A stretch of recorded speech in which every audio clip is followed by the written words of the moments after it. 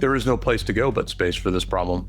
Honestly, before SpaceX showed up here, there was nothing there. Things are moving quickly. He is owning the spice. He owns the transportation network. He owns the comm layer. Elon's grand plan here, if he succeeds, he becomes the entire bottleneck for compute in all of AI. Google wants to use SpaceX and Starship to launch their orbital data centers. I think Elon would oblige. 1 million satellite orbital data center constellation would require roughly 5,000 to 10,000 Starship launches. There's not enough energy on Earth. AI is a memory-hungry hippo. I wonder if in the longer term that Elon builds a Terrafab or two in China. If Elon's Terrafab came online, the rest of the manufacturing of GPU silicon is a rounding error. Elon's gonna hit the launch button before the IPO. Here's another reason that you highlighted why it's important. How likely is it, do you think, that NVIDIA becomes an investor in Terrafab?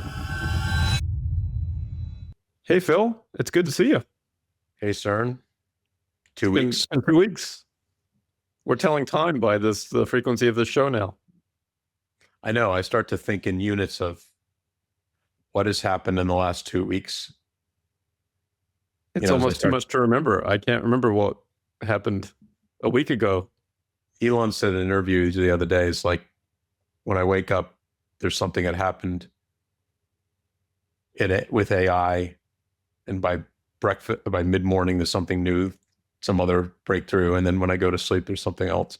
And I'm like, wow, things are moving quickly here, aren't they? Things are moving quickly. And speaking of moving quickly, we're looking forward to a certain something, and I decided to get us all dressed up and ready for it. Yeah, we look good. We look pretty good. Yeah, my bald head could use that helmet, so probably should have put it on. But you think we could squeeze our fat heads into those helmets? Not those ones, no. Yeah, not those ones. AI didn't do the best of work there. Yeah, those are just for the photo, I think. And it also thinks that we're flying with NASA, but I'm not sure that that's the case. Yeah, that's true. Anyway, I guess that's good branding on NASA's part. But we have some things to look forward to. I'll just pop up this disclaimer. None of this is investment advice. It's just two guys having a chat.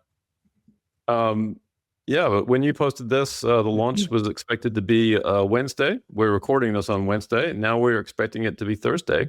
I think it was actually supposed to be Tuesday, right? Then it moved to Wednesday. Yes, that's right. And then it moved. Actually, I think it was supposed to be last week. And yeah. But hey, it's a rounding error, really. I mean, who cares if things are on time anymore? The truth is that, it matters no. What's extraordinary about the timing isn't the delay at all. I mean, who cares? It's a couple weeks, whatever. It's extraordinary that Elon's gonna, hit the launch button before the IPO. I mean, that's right. And that was your point here with this. Yes, it seems like a big gamble, but if it pays off, then you might have a $3 trillion company. I know. And if it doesn't, well, who knows? I mean, then you can just delay the IPO. Maybe if it doesn't, it's the first education in the fact that rockets actually do blow up, and investors in this public company called SpaceX better get on board to the notion that rockets do blow up. That's right. If they weren't aware of it before. Yeah. So speaking of rockets blowing up, we do have some nice images of rockets before they blow up. And this is some images that SpaceX has shared. This is a really phenomenal image. You can see the people down below there look like little specks compared to the size of the Starship.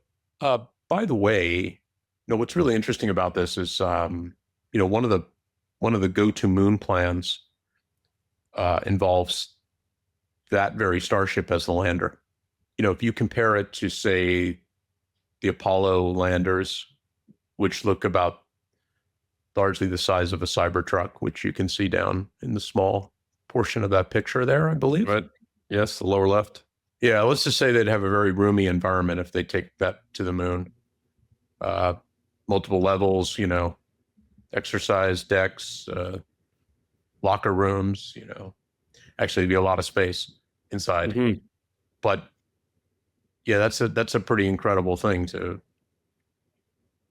compare it to something like, because the whole issue with Apollo 11 was that to get the lunar module down there is just sort of like, you need this huge rocket just to get it out of to get it off of Earth, you know, and that's why they built crazy big Saturn V, which is now starting to look for the first time small. But I mean, remember, that's a lot, many years ago. But all to move that little piece of mass that could fit 2 humans down to the moon. I mean, one in orbit and 2 down onto the moon. And then, but then you've got something, and literally that thing is, you know, I've seen it at the Smithsonian. It's taller than a Cybertruck, but it's not, you know, it doesn't weigh as much by far. It's a feather. It's a featherweight. It didn't need structural integrity because it wasn't going through an atmosphere. So it could be very light. You know, that's why it looks like it's a tin can. But yeah, but Elon wants to put that on the moon. This is the booster to get it there.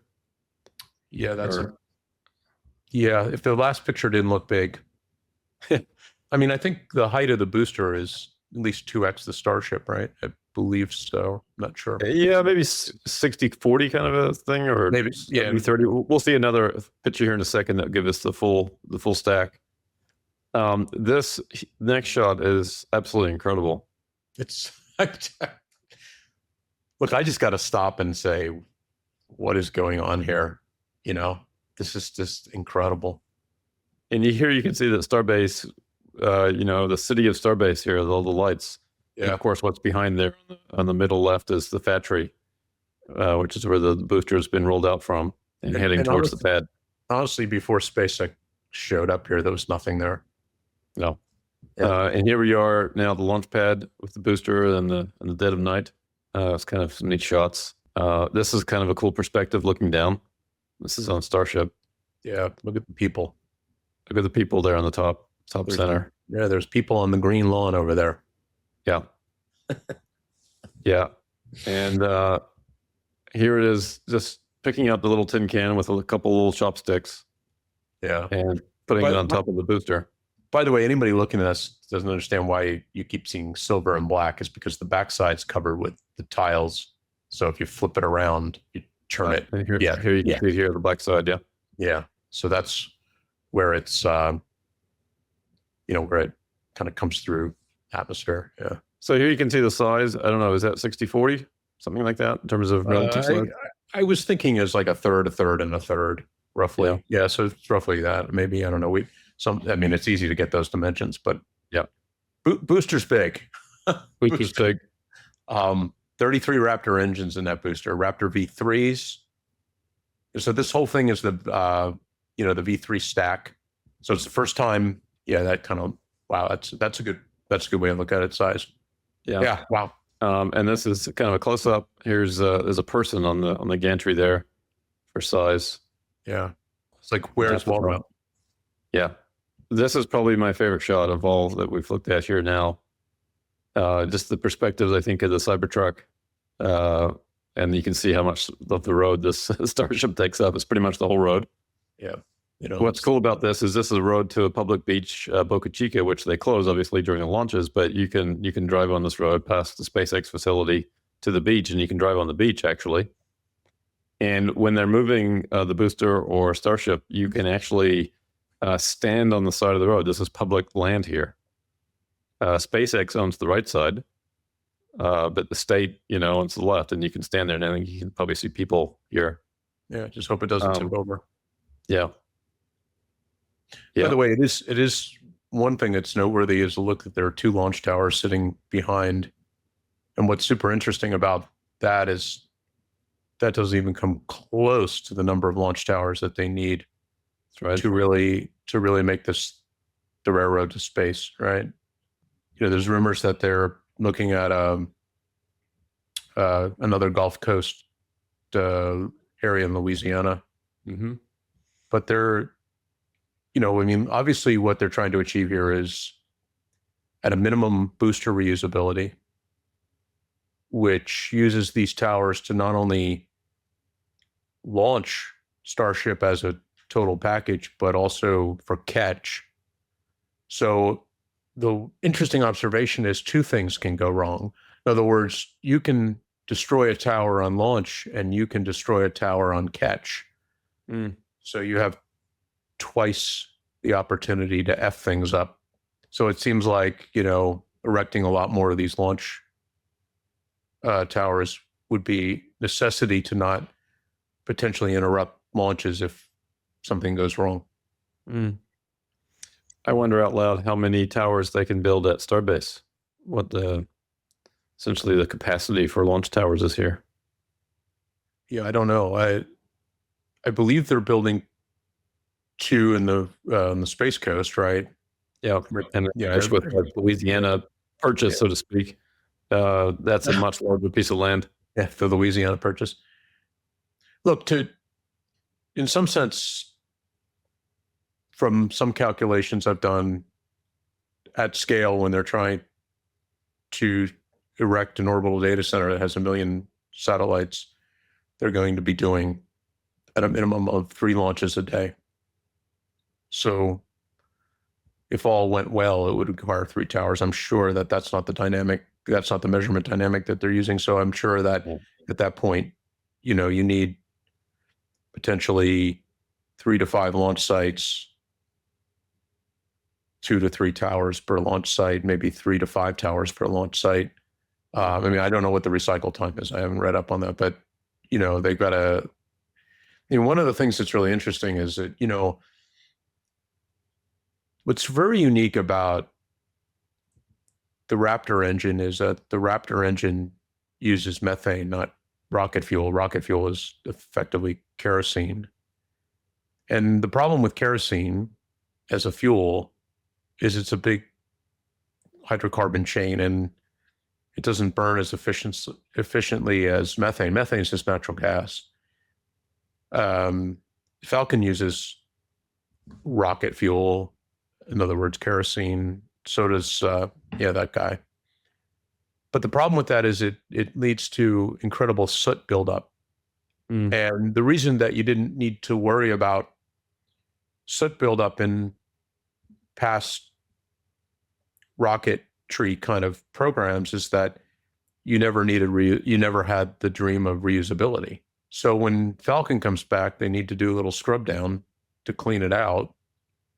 But by using methane in Starship, there's almost no soot. It's like burning natural gas in your home on a burner. There's really no carbon soot whatsoever. So because it's very clean burning, it increases their opportunity for reusability dramatically from that factor alone, right? Yeah, that would save a lot of time. In order to get these things really turned around, I don't know what the turnaround, I should have looked it up, but what the turnaround time, Falcon has gone through about, I think, if I'm counting right, over 650 launches. That probably includes Falcon Heavy as well, which I think has only done 14 of those, that set, 14 or 15 launches. But, Falcon is probably, I don't know, 20, I'm guessing 20 to 30 different distinct rockets that have been reused multiple times. But I don't know what the recycle time is. Again, they've got work to do to clean it and to get it ready. Use a completely different engine. It's the engine here is what you would say Elon kind of saying, go build me an engine that is, back in the day, when SpaceX started, go build me an incredibly reliable engine. So this is sort of like the same stuff that started with the V2 and made its way through the Saturn program and then the space shuttle program and all, this is the same type of liquid fuel engine. But Starship with Raptor just goes in a wholly different direction. Now he's talking about, okay, build me an engine that uses a completely different type of fuel. The way it cycles the fuel through is much more efficient. And then, of course, it just leads to greater usability and a greater, I guess, pounds to thrust. So, yeah, Starship really is next generation. And I guess that this workhorse of Falcon here, which is an amazing rocket, by the way, it does at some point get retired. Although it's really unclear when, because it's like the top portion of this thing, and in this particular, this is the photo from last night's launch, I assume. That's right. Yeah, so that's carrying, I think, 23, 25 Starlink satellites in that top fairing, that top component. There's a Yeah. fairing that encloses them. That's how they operate the payload. But when it's going to the International Space Station, that top payload is Dragon, right? There's either cargo Dragon or people Dragon, either transporting live humans or cargo, which is a different type of top space on the thing, if you will, or payload. So I would assume that Dragon will continue to launch off of Falcon, even if Starship was highly ready to go for some foreseeable time. But Starlink won't, right? Starlink will be oriented towards operating with the Pez dispenser model that they're gonna, where they can put out 100 plus per launch versus only 20. Yeah, I think it was 24 was launched on this rocket last night. Yeah. By the way, the arc that it casts in the sky is pretty cool. It's incredible. Yeah. Yeah, I guess they would continue to use this launch vehicle as long as the cost.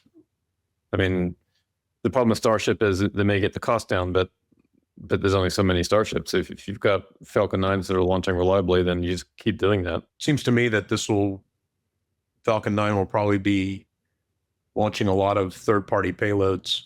That's what I meant by, including Dragon, because it's sort of like those are NASA launches effectively. But if you're launching somebody else's orbital satellites in any particular way, Falcon is that workhorse today, except in rare circumstances, Falcon Heavy, where you've got the triple, essentially like, you're gluing together 3 Falcons effectively. That's used for much larger, higher orbit geosync satellites like the Viasat satellite that went up a couple of weeks ago. Look at this. This post 1 million satellite orbital data center constellation would require roughly 5,000 to 10,000 Starship launches. Yeah. And by the way, this post went up and probably 20 minutes later. It was liked by Mr. Musk himself. So, I mean, this is really his math, from. Mm-hmm. But what's crazy about this is that, I mean, today we look at, so, okay, kind of from a scale, and we've got 10,000 today, roughly 10,000 plus Starlink satellites. By far, that type of satellite is the most plentiful type by far, of a single type, by far, by multiple orders of magnitude. So we look at it, 10,000 of them, we think to ourselves, that seems like a lot. And then we look at this unit of 1 million and we say, well, that seems like an F ton, like a real lot. But when you do the math on this, 1 million, there's a couple interesting things about 1 million. I mean, that firstly, the type of satellites he's talking about here are the orbital data center launch satellites, right? That would make the bulk of this. I mean, Starship would launch further comm satellites, meaning Starlink satellites to continue to build the constellation, but the majority of the satellites would be compute satellites.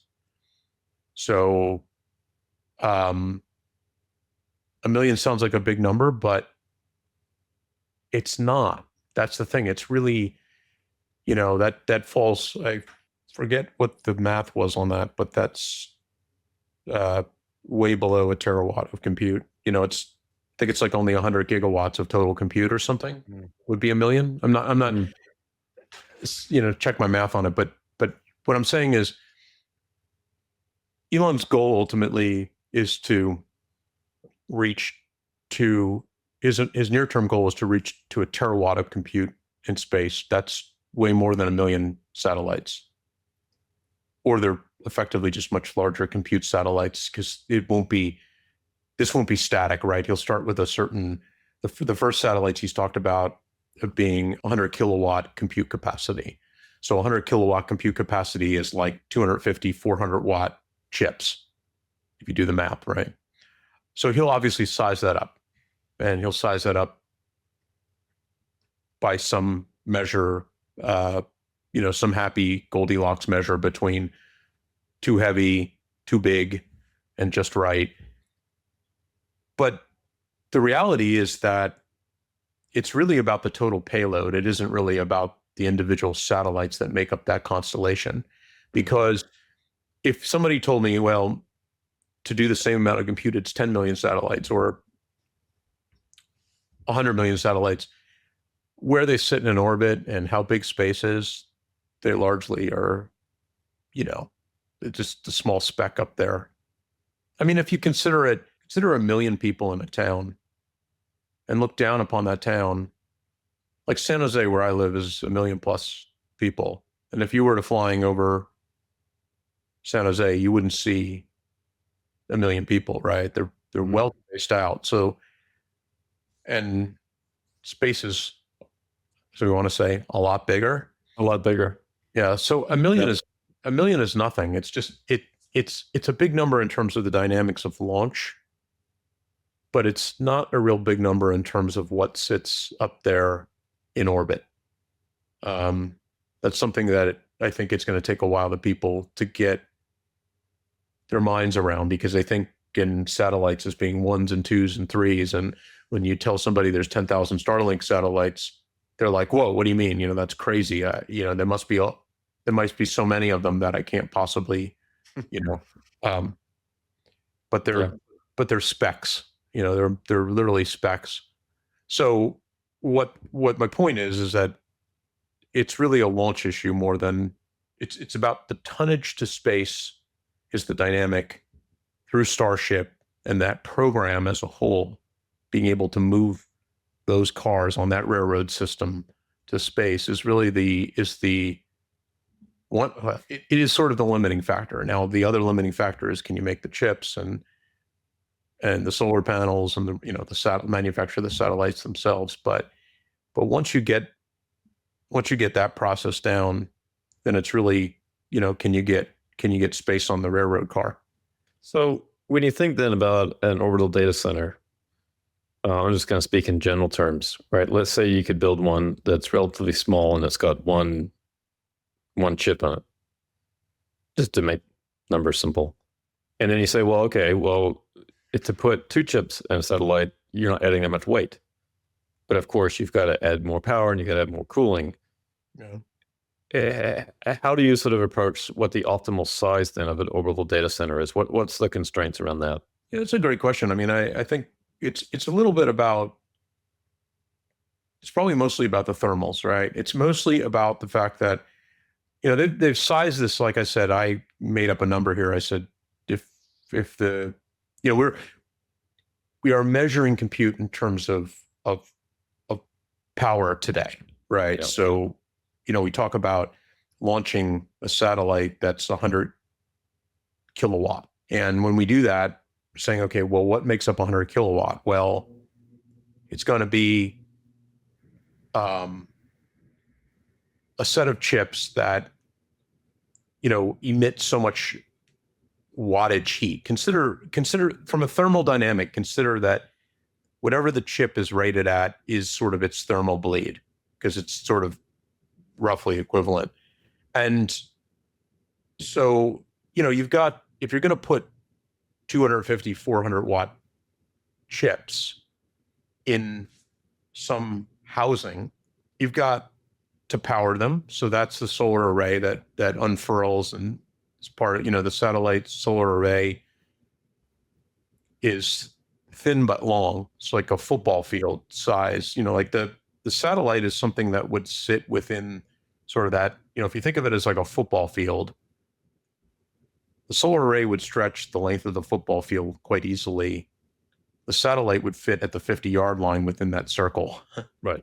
Quite easily, because these satellites, yeah. So then you're talking about, then you've got a thermal bleeding, you've got a set of radiative coolers that have to kind of bleed off the heat from the chips. There's sort of it's not an active cooling system, but it's like, it's kind of piping that goes to these thermal coolers that do this today with Starlink. Starlink satellites have those 3 major components, but the chips in a Starlink satellite are communications-based chips, right? And then the Starlink has something else that's fairly mean, it has two other kind of comms components. It has big communication array antennas on it for the purpose of doing its job.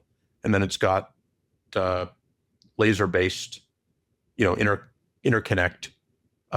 That's probably much smaller package than the phased array, the larger, the comm antennas, right? So you could build these very large, but I think the reality is it is sort of somebody would probably say it is the Goldilocks principle. It's just right. You wouldn't make them too small. You wouldn't make them too large. You want to fit a number of them in you want to fit a number of them in Starship for the launch dynamic. You can continue to make them bigger and bigger. There are probably some other dynamics that I'm not aware of them. And by no measure, anybody should look at me as the expert here. I have no, I'm just sort of like pulling this thread from a very, very top level information. Yeah. But yeah, I mean, I would gather that you'll see chips that have more physical density for their output, but then their thermals probably will go up. Although as they generationally, those chips, as they build more like, let's say that they start with a D3 chip and it'll have a certain thermal rating to it, good for space, runs super hot, but has the thermal load that has to be dissipated. And then you'll end up with, someone will say, okay, well, we can build a more efficient, chip in the next generation as they, maybe it's from a manufacturing the node size of the fab. But I mean, I think where Elon's headed with this first build with Terrafab is he's going for, real advanced, the most advanced technology out there from Intel, which is, I think they call it the 14N or 14A. I think it's 14A. So it's like 1.4 nanometer node size, I think, if I'm right about that. Yeah, there you go. 14A, Intel's next generation manufacturing node, 14 angstrom. So that's, 1.4 nanometer class. So I mean, the point of this is that you can kind of fit more of them, more compute in a smaller space from as you went down. I mean, the first, I think the first Apple processor that was 14 or 12, not 1.4. So to give you some size, I think the current iPhone SoCs are run at, Taiwan Semi makes them on a 3 nanometer node process. So the answer is it's going to be a just right. It's like I said, the number isn't really terribly important in the big scheme of things. I mean, operating a lot of them is not, they kind of operate themselves. They keep their orbits. There is some advantage of, in a smaller is better, because in a sense, you've got the dynamic of, if something systematically breaks in that particular satellite, you've only taking down, 100 kilowatts of compute, not 1 gigawatt, right, of your total.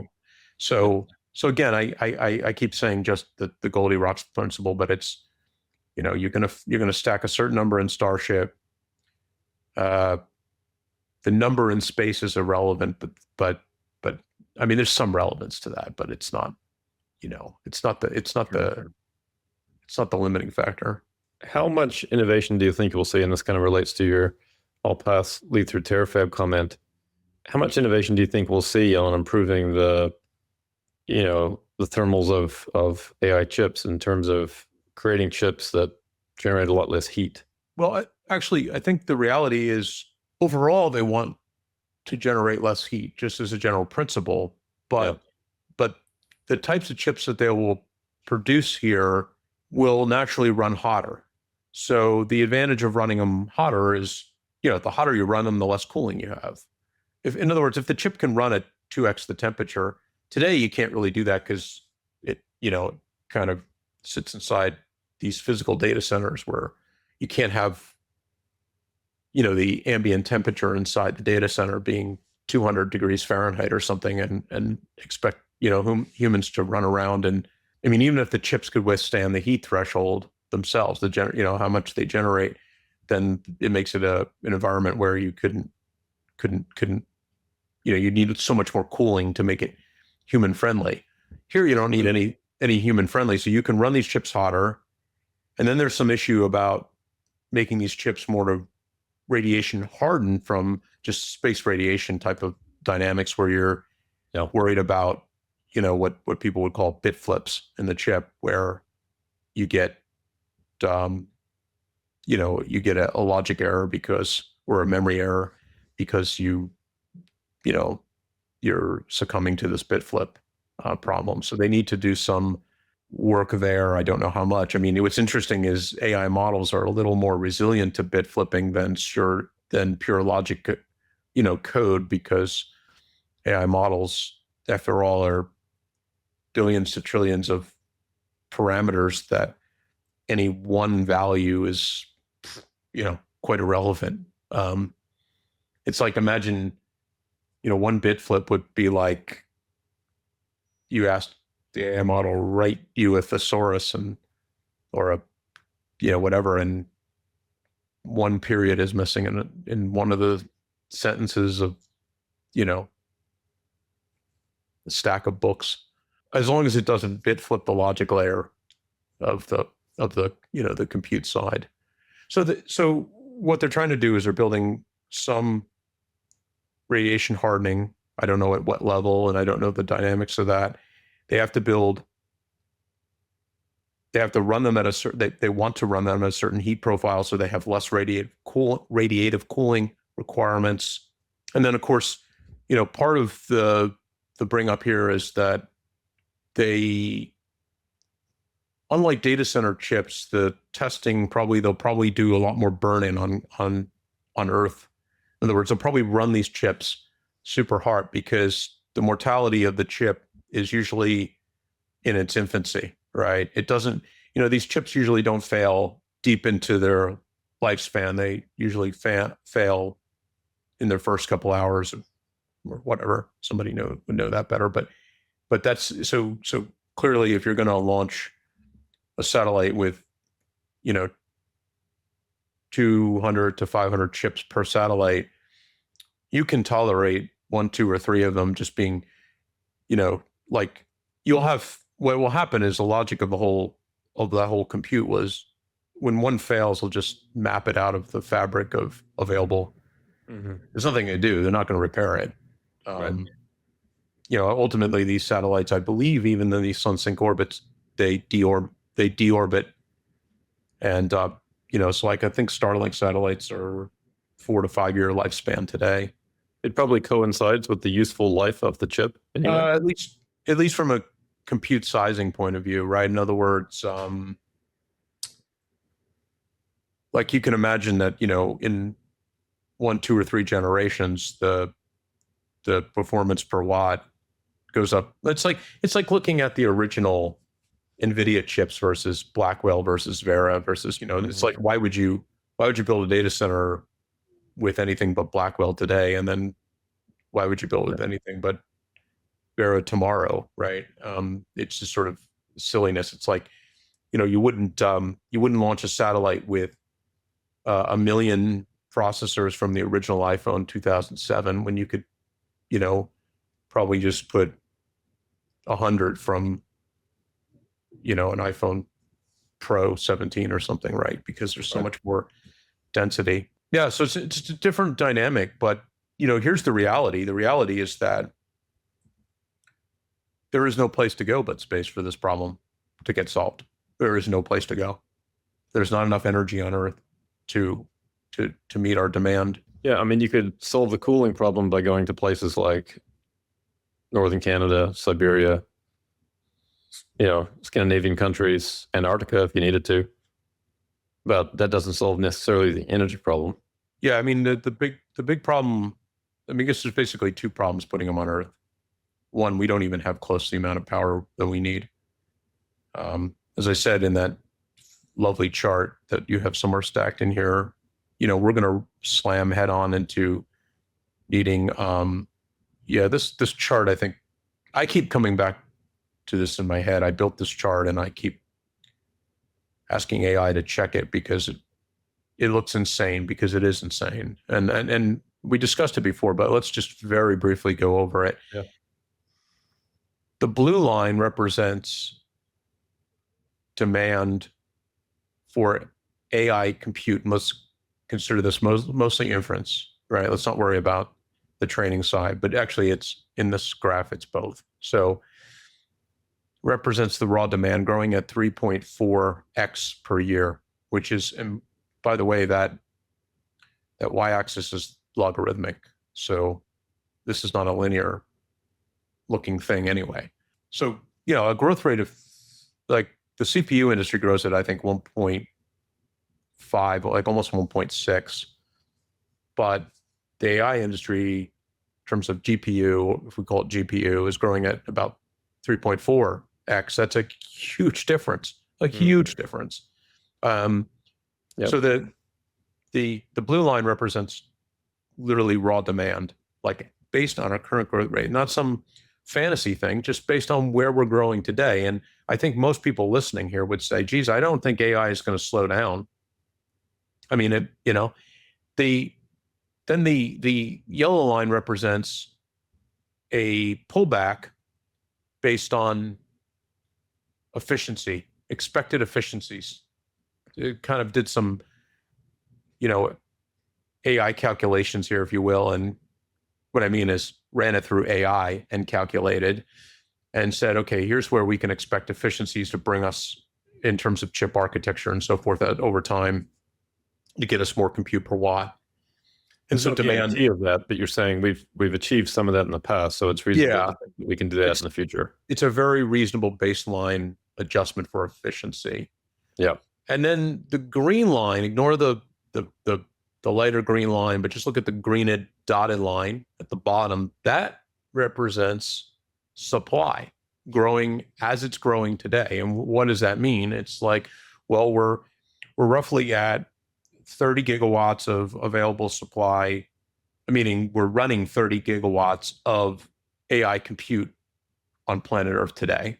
And the main supplier here is Taiwan Semi. And so this is what they're, and you can add everybody else in there, anybody else producing any type of GPU. And needs to be said that if Taiwan Semi, you also are competing for the Apple chips they're building that aren't necessarily, in terms of their capacity to build. Yeah. So that line represents actually where they're growing and where they have publicly said they're growing, like with their investments in place. That dotted line so look at the gap between the dotted green line and the orange line. Wherever you want to put that, we're gapping dramatically. And again, this is logarithmic, so this is even bigger than it looks. So what I did with the area chart there with the lighter green is I said, okay, let's assume that Elon comes online with Terrafab producing 1 terawatt of compute. Then that's where he sort of makes up the difference between the demand and supply gapping. And you can see it tapers off. Why? Because 1 terawatt isn't very important when you get out to 2034. It's a smaller number. Yeah. So, realistically, he needs to not build 1 terafab. He needs to build 10. But that's not really, that's a crazy problem in and of itself, but it's not, that's like, once he figures out how to build terafab, he can build another terafab. Never mind the fact. Terafab by when, Phil? By 2035? Yeah, pretty much. Well. So what does this all mean? It means that, we don't, this metric is telling you two things. It's telling you what capacity and chips you need. And again, we're rating those chips in the capacity of power unit today. So this is great because we can put it on the same chart. So what we're saying is the way the chip industry is growing, they're never going to meet the demand curve of AI. They're not going to come close. And I'm sorry, let me just drill down on one point there, or one question for you. The raw demand or the even efficiency adjusted demand, that's kind of based on what AI is doing now, right? In terms of growth, demand growth. But that doesn't include physical AI. You mean body? Yeah. No, it doesn't at all. because Right. it doesn't exist. Doesn't exist. Yeah. And it doesn't include a lot of AI use cases that will so if you look at 3.4 times growth every year, it obviously accounts for a lot of future use cases because we're growing into that. That's kind of where we started growing. We're growing into it. It's partially like it's number of people using the AI, but it's not thinking of it as completely static. So there's, Sure. But the reality is that I think it's way off in terms of where we really need compute because we're about to explode compute. You mentioned one, embodied AI. Those are our cars and our Optimus robots, et cetera. And that's partially the reason that Elon is building Terrafab, right? For his own internal use of the embodied AIs. Mm-hmm. But then we've got stuff coming like agentic AI, which is where now suddenly it's not directly, like right today we do something with human kicks off the AI for the most part. I mean, obviously there's a lot of agentic stuff running today, but I'm saying like 2 years ago, it's sort of like you put the prompt in, it responded to you. Now you can put a prompt in and you can see like just something like Grok alone goes off and spawns, Grok 4 point, whatever it is, 4.2, whatever it's out there, spawns off a bunch of agents to just respond to your query. Imagine more operational agentic stuff like coding agents and stuff like that. You've got a generative explosion coming, right? Where we're going to start doing, I can imagine, real-time commercials, real-time movies. I mean, imagine a commercial for a given market is just literally generative. Maybe there's a base movie, but it's, a base commercial, but then it's modified every single time it's aired, for God's sakes. Or, a Netflix series that doesn't really exist on a server. It really just generates dynamically for your consumption. Or, I mean, there's a bunch of stuff in that, in that camp. And then there's stuff that I don't even know about that would demand compute. So I think our compute demand for AI is going to grow. And I have no idea, like this yellow line really is about hardware efficiency. It's not about software efficiency. Mm-hmm. If you go back to conversations like, we had the scare where NVIDIA dumped off because the Chinese DeepSeek model had a much more, it was going to be do the same work for 10x less compute. And most of that stuff turns out to be complete fantasy. I mean, you do get algorithmic realities benefits, but right now we're following the scaling laws of AI compute, and I think for the foreseeable future we will follow the scaling laws, which means you need a F ton of compute. So, I mean, what this chart tells us is it tells us a couple things. It tells us that Elon has to build a Terrafab, and he needed to have it built yesterday, or he needs to start building it tomorrow. I mean, I know he's busy, but you know what I mean. He needs to build more than one ultimately, and probably, I can't see it even a year out from now once he gets his feet on the ground on how he's going to build that thing, that he probably will announce that they're going to start capitalizing a second one somewhere. By the way, these aren't small facilities. We've talked about it. Terrafabs are like a minimum of 100 billion square foot factories. That makes it 10 times the size of the Gigafactory in Texas today. Which is colossal, absolutely colossal. Yeah, it's a mind-numbing thought. Yeah. What did I say in the past? It's like 2.5 Central Parks or 5 Pentagons in space. I mean, it's kind of crazy. But the other part of this story is power, right? I mean, if you could build the chips, you couldn't power them, because a terawatt of compute requires a terawatt of energy. All our electricity use in the United States is running about a half of terawatt today. Yep. So we would require just in a mere, by the way, the compute of this is in a mere 4.4 years, we run into a terawatt demand. So if that's true, we can't power that stuff here. at least not in the United States. I suppose China is bringing more power on, but that's where we don't want to be. I mean, in other words, we're not looking for China to solve the problem here. So the answer is SpaceX and space. It's the orbital data center. 3 or 4 months ago, it sounded like an insane idea. Right about now, it sounds like a pretty good idea. And in about 6 months, it'll sound like the most obvious thing, the most necessary and obvious thing that has to happen. Because we'll be why can't we accelerate this? and We need it now. Yeah. Yeah, I mean, we're effectively, like I say to anybody that looks at this chart and asks me the question, how does this balance itself out? Well, it does, because if you can't meet the demand with the supply, then something has to move. Something's got to give, as they say. So I expect that there's a damn good chance that our cost for AI is going to go up. Cost per token is going to really start to skyrocket, because we don't have. I mean, today a lot of these large frontier models are effectively, sure, Anthropic is making billions of dollars, but they're starting to cut. I mean, if Anthropic didn't do the deal with SpaceX to take over Colossus One, it was already starting to pinch on its supply of compute, right? Yeah. And by the way, again, think about this. You cannot solve this on planet Earth, because even if you could build a large data center, even if you could build it as fast as Elon, if all in Colossus is, say, 2 gigawatts, I don't know if I think I'm sort of in the just right category. 2 gigawatts is nothing compared to a terawatt. It's like nothing. So it's a good start. it's a good start.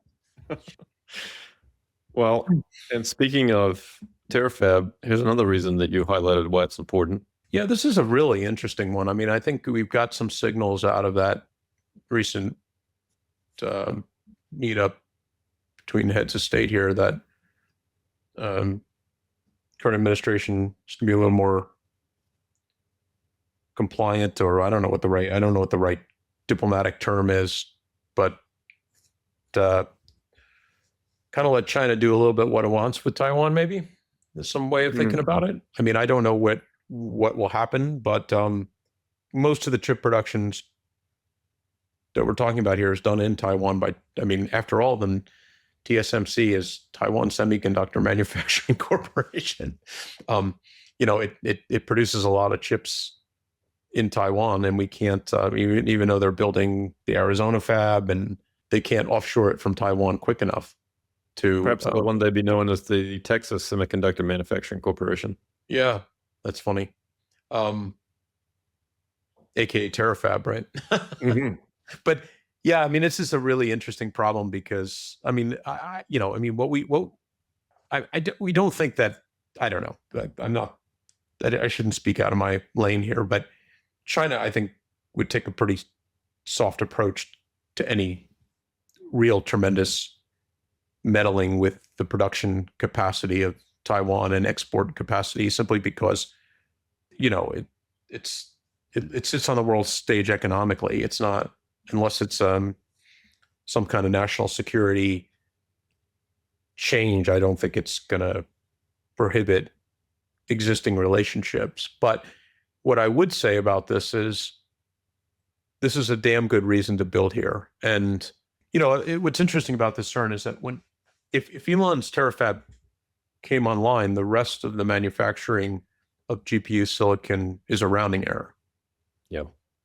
So, it effectively, if you forget about my demand thing, and you just said, well, Elon's producing, a terawatt of compute annually at Terrafab, that's the goal. That's why they call it Terrafab. Then he would make, Taiwan Semi's production capacity look like a bit of a rounding error. And so I would say, at best, or maybe kind of, Taiwan sits where it sits and will do its thing, but it would be foolish to want American companies to be foolish to want their suppliers to continue to invest in Taiwan. There's a summary statement there. Well, China's going to be looking at Taiwan and saying, well, we need that capacity for ourselves. Yeah, that's a super interesting question in terms of like the problem is it's they might want the capacity, but they don't really have the advanced chip designs to put into production. Yeah. It's not like, I mean, I suppose in some end state they could nationalize it in a sense that they could say just produce Blackwell chips for us using your existing, processes and the IP that came from NVIDIA, but that's unlikely to be the way it's going to work. Mm-hmm. So, China has to up its game in chip design beyond just having capacity to build chips, because it's not like NVIDIA is doing nothing over there in Santa Clara. The chip design, the IP that's coming from them is quite tremendous. It's interesting when you think about it, because I think most people in America think of China as the great adversary for the United States. And it's such different political systems, right? It's a natural thing to think about. And China certainly has a history of stealing all the intellectual capital from U.S. companies and so on. Right. So there's that history. I'm not ignoring all that. So when I make this statement, I know it may seem totally stupid, but I wonder if in the longer term that Elon builds a Terrafab or two in China. Yeah, I mean, look, he happily is running a automotive plant there. Sort of against all odds. Is the only, is it one of the only companies with no Chinese partner? Yeah. From that perspective, yes. But I mean, the realities of that factory is it's Chinese labor, Chinese suppliers, Chinese customer. It's sort of just like a complete just duplication of Tesla. It's like Tesla China over there, right? I mean, obviously they export to the other countries, the other countries in that region. I mean, I think it is possible that a Terrafab could go up somewhere else other than U.S. soil. I mean, we've got our own problems here, right? I mean, like, in other words, if you're right now, it's one of the issues of, hey, I want to have a data center. Well, you're not doing it in New York State. You're not doing it. You could probably, I mean, like New York State says no, right? You could probably do it in California, but it would take you, about 10 years to get a permit to start putting down the foundation of the building, I have a feeling. Perhaps the high-speed rail would be finished by then. Hey, that's the way to get the chips out of the Phantom factory, the Phantom Railroad. Right. That's right. We've got this massive blue state problem. And then, of course, they're looking at the politicians of those states are looking at their voters, and they're partially feeding them, and their voters are already very anti-AI, right? So that's definitely something. And by the way, some of these larger companies like Anthropic don't help, because they talk about the doom and gloom of it's like they do doom and gloom marketing. So they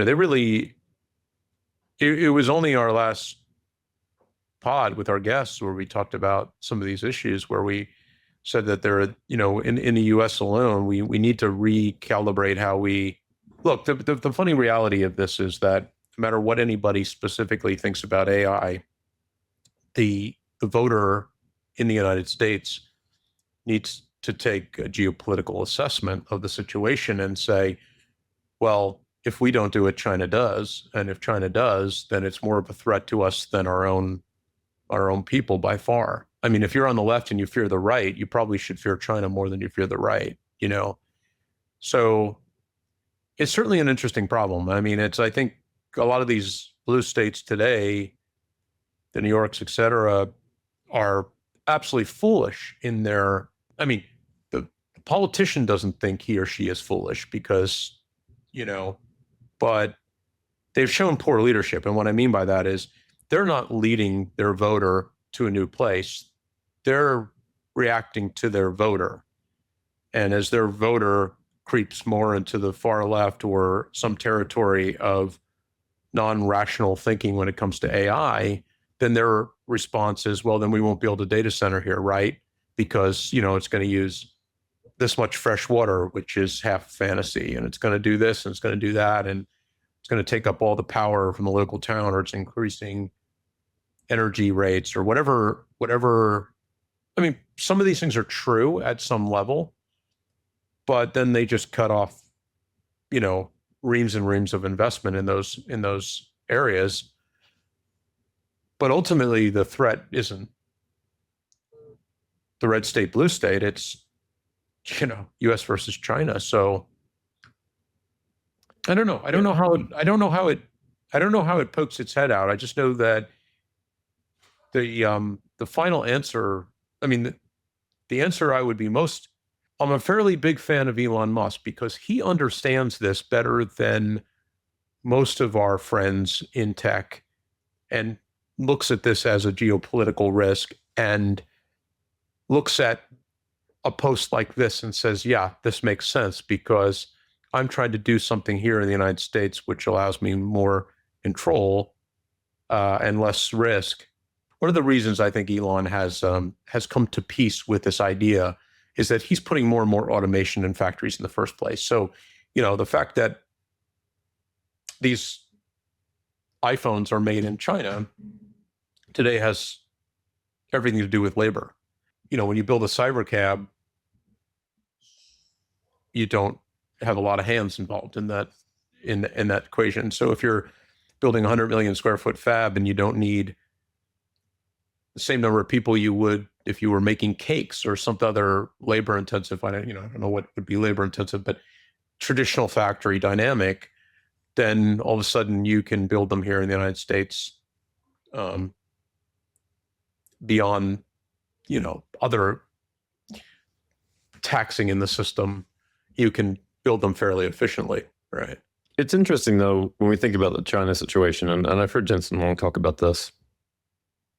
It's like if we don't sell our technology to them, then we're forcing them to develop their own. And the risk with that is they end up developing something way better than we have.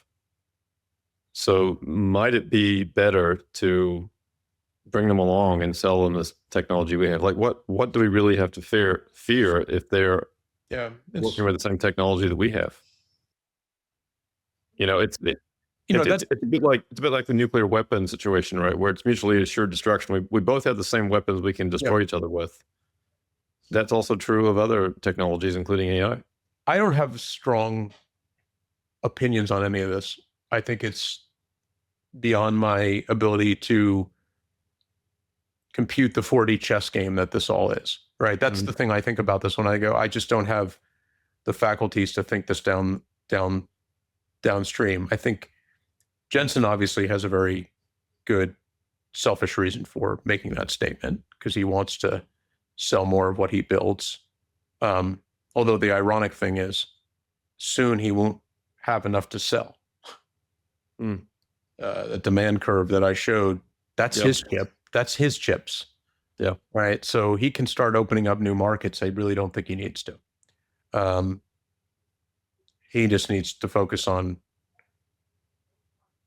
they are well focused on compute density, I think is the number one thing that, I just can't calculate that downstream because you can make the argument that China in parallel could be developing its own technology. Why would it sit statically and not also take a dual path, right? Why would it say, oh yeah, we can purchase these chips, so, sorry. A good way of saying it is they aren't necessarily as lazy as Americans in this regard. True. Generally speaking, I'm using lazy in a different kind of way here. I mean that they're very aggressive in pursuing a long-term policy, and they don't have the political encumbrances to stop them from doing that. So they can easily, in the United States, it'd be an easy way of calculating that. Say, well, if we're going to do this, we don't need to do that because there might be taxes involved, or there's some kind of resource. In China, I don't think they think that way, and they don't think about the next election problem and that type of stuff. So I could say that Jensen's argument makes sense in a vacuum or in a, but it may not make sense in terms of the reality of what they may be doing over there. How about this then, as a change of topic and a right-hand turn? How likely is it, do you think, that NVIDIA becomes an investor in Terrafab, a partner in Terrafab? Wow, that's a good one. I was thinking about this the other day, and I mean, first off, I think NVIDIA is invested in everything there is to invest in. Well, the one thing they haven't invested yet is Terrafab. Yeah. And Jensen and Elon spent some time on an airplane recently together. They did, but the thing that's really interesting is, why don't we run it out from Elon's perspective? I mean, like today, as in the last couple of weeks, we saw Elon being much more aggressive in the deal-making camp. He's got, maybe I don't need to do it all on my own. I'll go do this kind of soft buy option for Cursor. Anthropic needs compute. I've got some compute. Here, take the compute. So if you take vertical insular Elon and you try to run that one up the flagpole,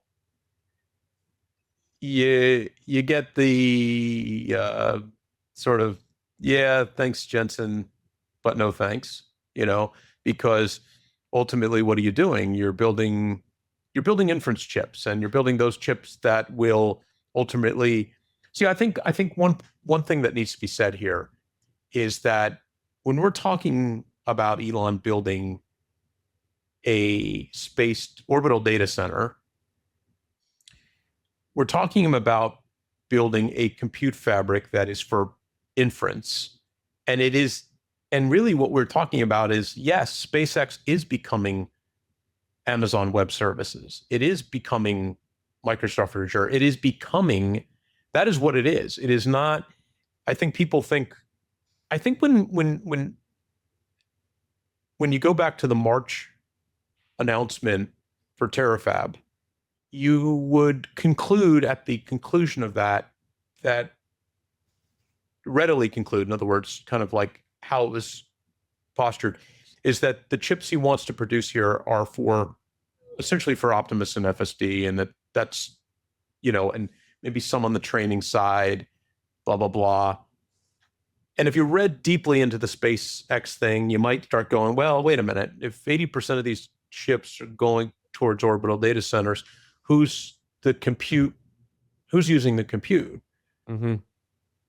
Well, the truth of the matter is what Elon's grand plan here, if he succeeds, is that he becomes the entire bottleneck for compute in all of AI. He becomes the only, is that the right word? It's not bottleneck, right? That is one of the attributes of it, but gatekeeper, perhaps? Gatekeeper. Because like if you look at the rest of compute across all the data centers of Earth compared to a terafab's worth of chips hosted in space, what's on Earth looks like a rounding error, as we said. Mm-hmm. So now space is the ultimate inference center. And for whose inference? For everybody's inference. Everybody. Anthropic, probably not OpenAI, but for everybody. And so you got to ask yourself this question. Why would Elon want some of Jensen's money if you said NVIDIA is an investor without anything more than a dollar relationship to the outcome here, then maybe that's just a way of, what I'm saying is, if you structured a deal that it's just dollars in as an investment, that's probably how Elon would take his money. I don't think he would make too many business promises, because at the end of the day, is he going to want to is Elon going to want to host NVIDIA chips? And no, probably not. I mean, but the more realistic reality is that SpaceX would use its railroad business to satisfy NVIDIA's, like if NVIDIA wants to build its own compute cloud, the analog, the Amazon to Microsoft version, whatever, then okay, it's pretty much got to do a deal with SpaceX to put that stuff in orbit. And so it's NVIDIA chips, NVIDIA satellites, NVIDIA this, NVIDIA that. If you're Jensen, I'd say, yeah, I would invest in Terrafab, and I would try to push Elon and say, but I want you to build our chips too. Because if he's looking at my chart, he realizes he can't get enough chips to satisfy his company's demand. Yeah. So Jensen's point of view is, hey, Elon, once you figure out how to do this Terrafab, can you make one for me so that you can produce, a terawatt worth of NVIDIA Vera chips or whatever the next gen would be or whatever, so forth. Well, so I think Jensen could say, "Well, help you fund the first one if you make it the second one." Yeah, but if I was Elon, and if that helps Elon accelerate, then yeah, why not? Well, if I was Elon, it all comes down to, I mean, what is the one thing we know about Terrafab beyond everything else, beyond how big it is, how hard it is? It's how much capital it requires to make it happen. That's right. And we already saw numbers in the $50 to $100 billion range being talked about as SpaceX investments, and people on the Tesla side thinking, oh, did we just get left out? And, all this kind of dynamic. So Elon needs a lot of money. Now, from Elon's point of view, how good is he at raising money?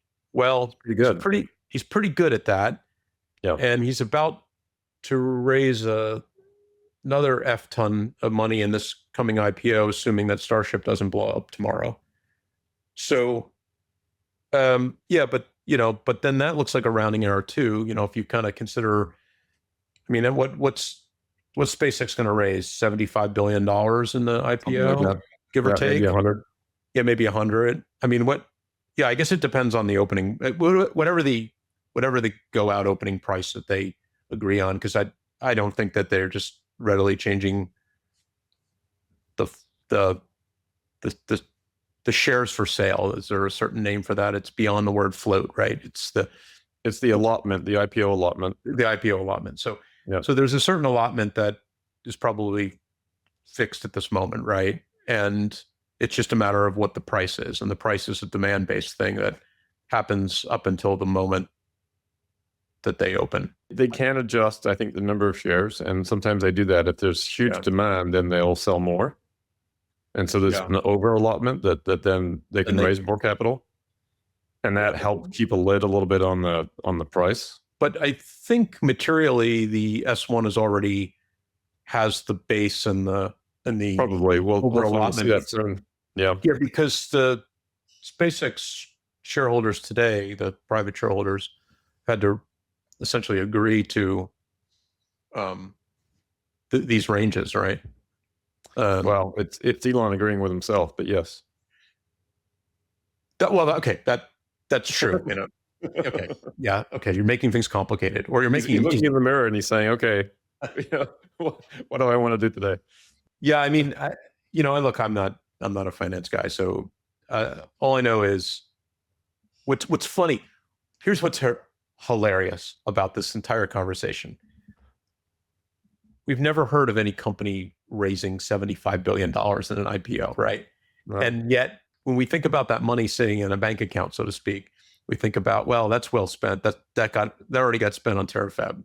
You're not literally laid out the door, but the Terrafab itself easily beyond soaks that up. So I don't know the answer to your general question about if I were Jensen, I'd want that deal. If I were Musk, I would determine what the cost of capital is, and that's probably and I would probably stop the deal right around there. I'd say, yeah, you can invest, but I'm not building your chips for a while. Let's look at it from another angle. So now you're Google. And we've heard this week that Google wants to, use SpaceX and Starship to launch their orbital data centers.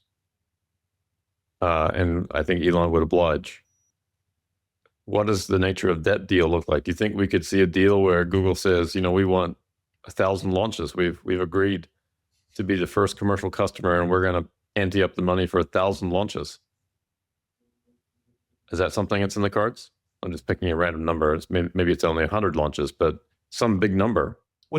This stuff is getting crazy and interesting. I mean, first off, the only real viable railroad to space is SpaceX Industries, right? It is the one operational railroad. That is it. The only one. It is the only one. And no one else has built it. Yeah, everybody else talking about this is in fantasy land, if we're being honest. So from that perspective, Musk controls the spice, So all paths go through SpaceX to get into orbit at scale. I mean, onesies and twosies, fine. Who cares about that?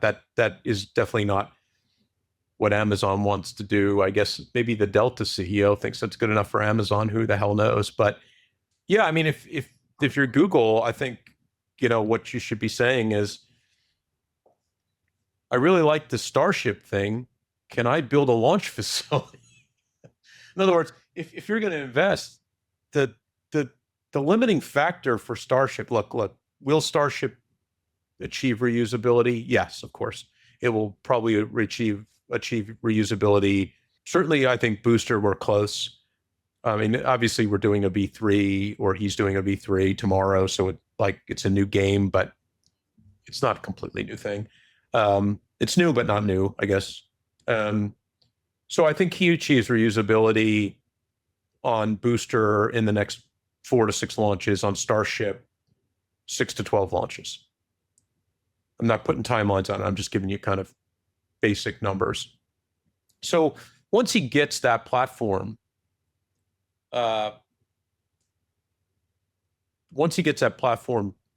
essentially built, then the limiting factor becomes how many of those things can you build and how many launch sites do you have? Mm-hmm.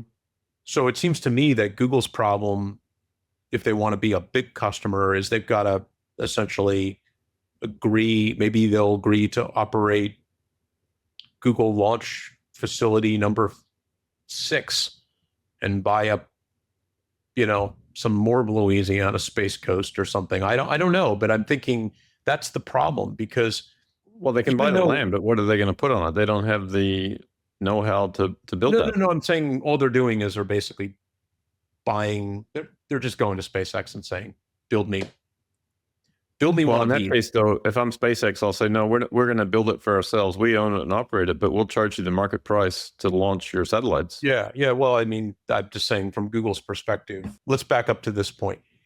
I think Google would be willing to put in a large amount of money. Never mind, they own about 7% of SpaceX. All right, so the money just recycles back to them. If it increases SpaceX's value on an announcement of 1,000 launch contract, it's a hilarious issue. Yeah. I mean, if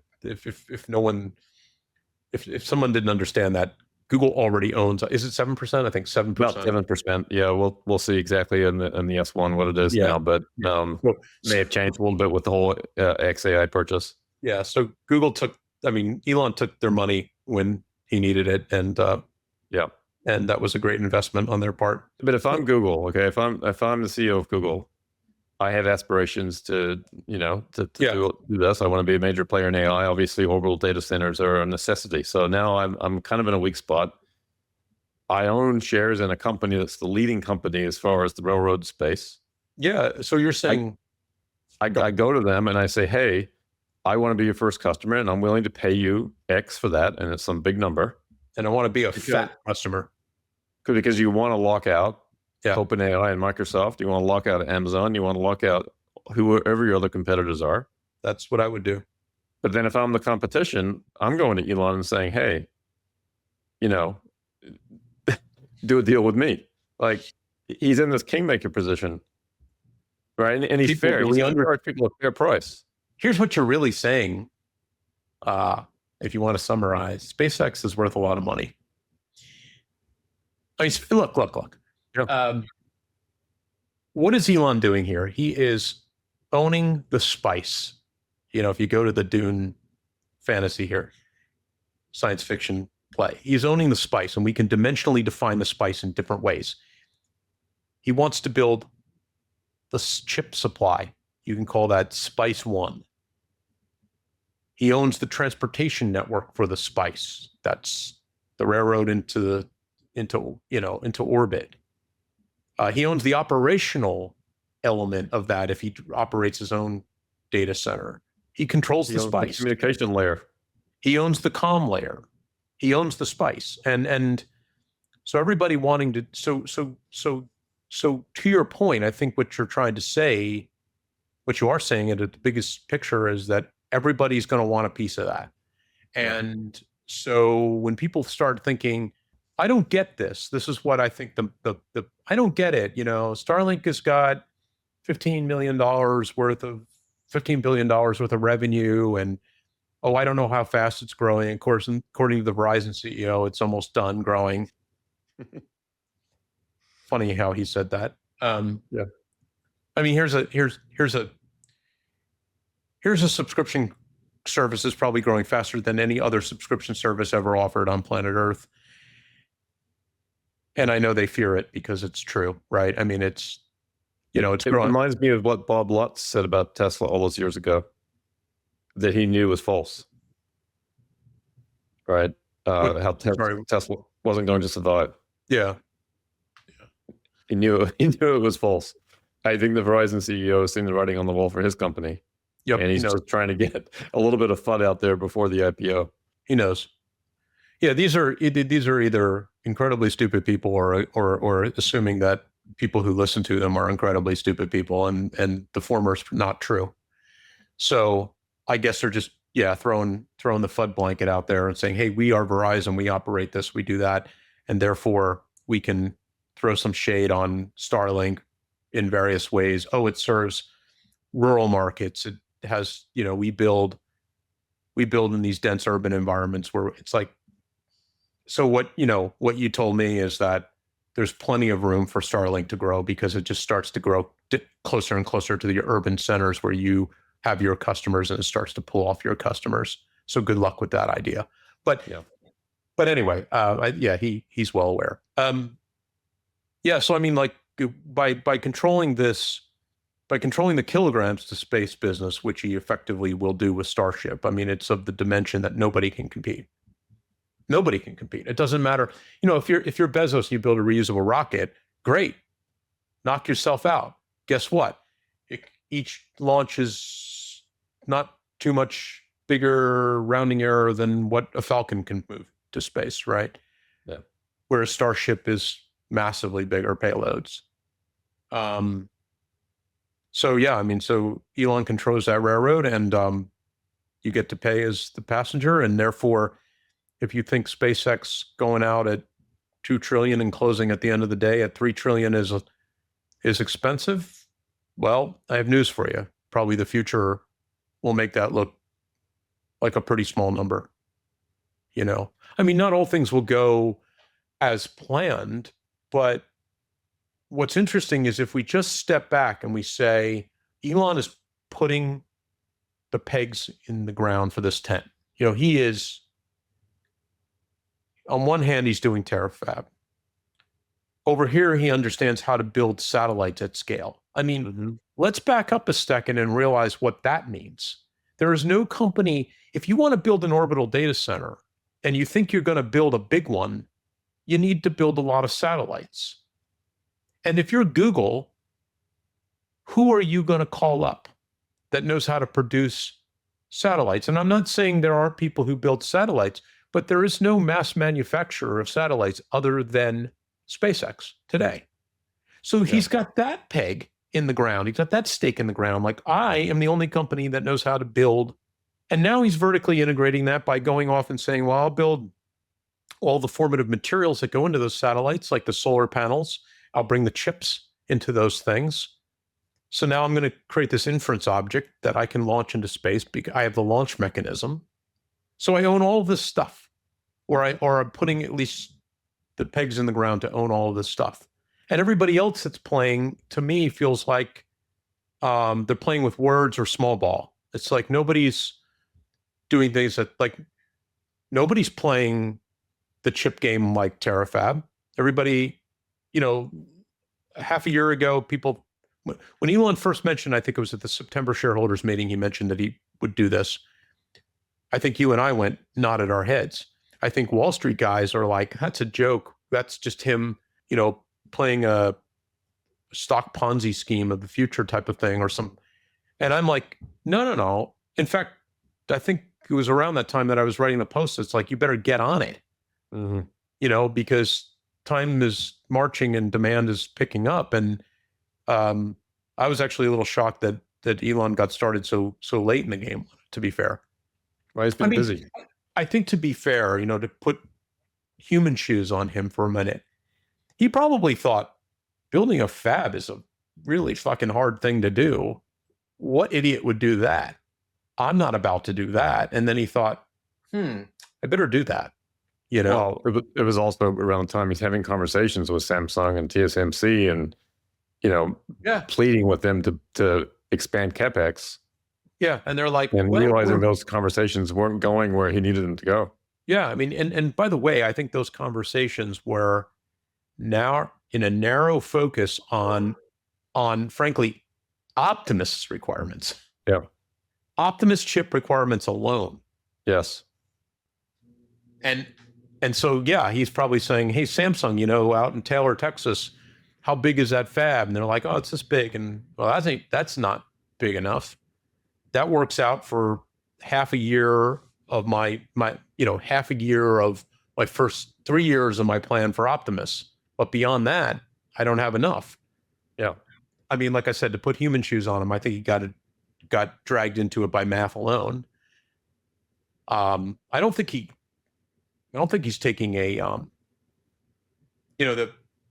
the critics would have you believe that he's taking this kind of whimsical attitude towards, oh, I'll just build a fab, everybody, who cares? It's just, no, I don't think that's how he's thinking about it. I think he's like, I'm about to step into something that's really effing hard. And it's too bad I got to do it. It's going to be interesting. I was, by the way, out at Taylor, Texas last night. I drove past the Samsung semiconductor fab. They have a lot of extra space. It's not unlike Giga Texas in that regard. There's a lot of extra land there. So there's plenty of, at least from a land perspective, room to expand. I don't know whether the other infrastructure would support that much or not. And by the way, just to go back to Bob Lutz, in 2018, he famously stated Tesla was a losing enterprise and doomed to fail due to cash burn, manufacturing inefficiencies, and legal struggles. He argued Tesla had no technological or battery advantage over legacy automakers. He predicted Tesla would never turn a profit on the Model 3 due to excessively high production costs and poor Fremont factory output. Well, that was true until Elon slept on the production line. Yeah, that was a true statement when he was looking forward into it. Yeah. Yeah. So anyway, and it says in the early 2000s, Lutz admitted he was wrong about Tesla's collapse as a company. But anyway, he was definitely a FUD machine in those early days. Reminds me of, remember Steve Ballmer talking about iPhone? iPhone would at best grab, I think he said 3% of market share. Steve Ballmer would much rather, the Steve Ballmer then CEO of Microsoft, I'd much rather sell software to hardware, in other words, the model that they chose. Yeah. Than try to build this expensive device and hope for small number of unit sales. Like, oh, it's going to be, I think he agreed it'd be a pretty good device, but, he calculated quite incorrectly. What's ironic about that, though, is that Steve Ballmer is the richest Microsoft person by far now. Mm-hmm. He's the one guy that didn't sell his Microsoft stock. Yep. So he was pretty smart after all. Yeah. And by the way, I'm not, by no measure do I call these people stupid. They're not stupid people. No.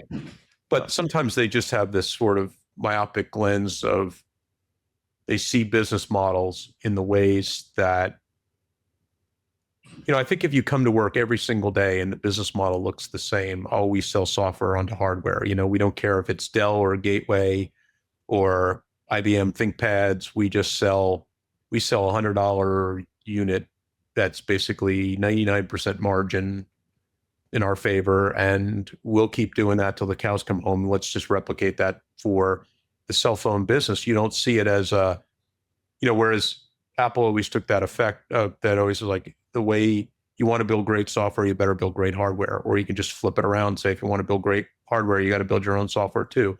So you got to build this integrated device with your own software and hardware to really meet the customer head on, especially when you approach a much more consumer oriented product.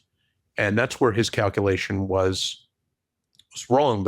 But he came to work every day knowing that they were printing money over there at Microsoft. So why not keep printing the money the same way?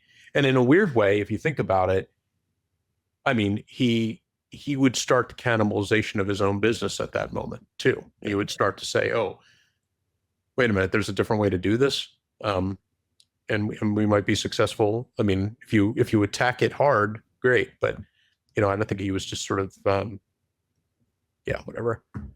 It's an age-old story. I mean, look at Verizon. They've had plenty of time to dynamically expand their network and do broadband and better in different ways. And the reality of their business is they think they're all locked up with this beautiful, if you're talking about terrestrial, talking about general internet access, not mobile. Yep. They think they're all locked up on their fiber buys and planting of that stuff. But the reality is that, imagine that you have a network that just goes over your head, and I mean literally as well. Mm-hmm. And all of a sudden, you, the customer, can buy into a different technology that, gives you something that's equal without the wire. Well, then all of a sudden, all that capital investment starts to look kind of like, well, great. I guess you got to, and now you're stuck because you're like, from a business model perspective, you're like, well, I don't know what to do about that. I put all this money into that investment. Well, and it's not like the telecoms haven't experienced that before with the whole growth of the wireless industry. Well, exactly. They've been through some of this before. Yeah. No, right? Exactly. It's crazy because, in a way, it's funny what you just said, actually, because it's like, you should have seen wireless coming, but they did, and they got on it. They got on terrestrial wireless, but they didn't really get on satellite wireless. Yeah. The next generation wireless. Yeah, they missed the boat on that one. Well, and it's a bit like Intel was successful in transitioning to the CPU market, and then missed the whole mobile market, and then missed the whole GPU opportunity. And thanks to Jensen, it's been thrown a lifeline, and now is quite relevant again. That's a super interesting problem. That's essentially the CISC versus RISC debate. In the they built, the 386 was effectively known as a complex instruction set computer. And along came ARM. And by the way, it wasn't just ARM, because there are a lot of RISC-based processors around that time, MIPS mm-hmm. and Spark, and in other words, things that weren't just destined for mobile computing, right? But then this RISC processor, then effectively ARM built this processor that's like, whoa, wait, you got a lot of compute at low power, and mobile devices are exploding. And Intel's sitting there on their thumbs going, well, wait a minute, we want to do bigger, heavier weight silicon, and we don't want to risk putting ourselves out of business. Couldn't wait to say that pun, by the way. That's a super interesting one, and then all of a sudden they were kind of left holding the bag, and look at mobile processors. There's no mobile processor that's an Intel processor. Right. It's, everybody's licensed the ARM core, from ARM and Snapdragon and, Apple, like Apple Silicon is ARM based, right? Yep. And then, you go into an Apple store today and you pick up one of these MacBook Neos, and it's got a modern I don't know what the name of the chip is, whatever. It's the same chip that I think is in the iPhone 17 Pro is the same chip that's in their current new laptop. So wow, hello, Right. and the motherboard on that thing is about the size of the cell phone motherboard. Amazing. Yeah. And it's interesting, just back to Intel real quick. It's, I thought only the paranoid survived. This is the company where that phrase came from. And yet, I forgot it. I believe that Andy Grove and who's the other guy? Gordon Moore. Gordon Moore. Didn't they used to have this idea that they would walk into a conference room and pretend that they're essentially like competing with themselves and reevaluate the situation? Like, in other words, there's this company called Intel, and we walk into a room and we analyze it as if they're the competition, even though, and try to look at the problem that way, which is sort of what you're saying. And what's interesting though, look at people like Elon. Elon doesn't carry that baggage. He's not that kind of person. He's willing to sacrifice, certain children for other children, right? I don't mean we're seeing that now with S and X being taken down to make way for Optimus. Exactly. Or the fact that he's bringing us along to a new Tesla, and some of us are following dutifully and understand it. And there's a lot of people in the Tesla community are like, wait a minute, Tesla's a car company. Why isn't there a Model 2 out there? Why isn't there a minivan? Why isn't there a this? Why isn't there a that? They could make billions if they could just make more of these things called cars with steering wheels and driving controls. And Elon's like, yeah, that's a good business, but it's not the business that Tesla's going to be in the future. I mean, Elon kind of says it out loud, but I think he's also kind of threads the needle a bit there too. Like, he kind of says, oh, there's new model, and then puts these promises, and then, all of a sudden he's over here. He's already moved beyond, he's probably thinking in 2 years from now, I'm not building a Model Y or a Model 3. And half the people that heard me just say that are like, what, are you kidding? Those are the best selling. I mean, if you could put 1 million cyber cabs into business, what do you need to do 100,000 Model Ys for? That's right. And that was the S and X problem right there. I got better things to do with that manufacturing space, which I'm desperately in need of for Optimus, irrespective of the fact that they are in fact great cars. Yes, they are. But once in a while, you gotta look at your own businesses as if, yeah. So let's go back for a minute, Phil, and talk about sort of what we touched on. This was a post that I wrote recently. Your AI agent called that wants more memory.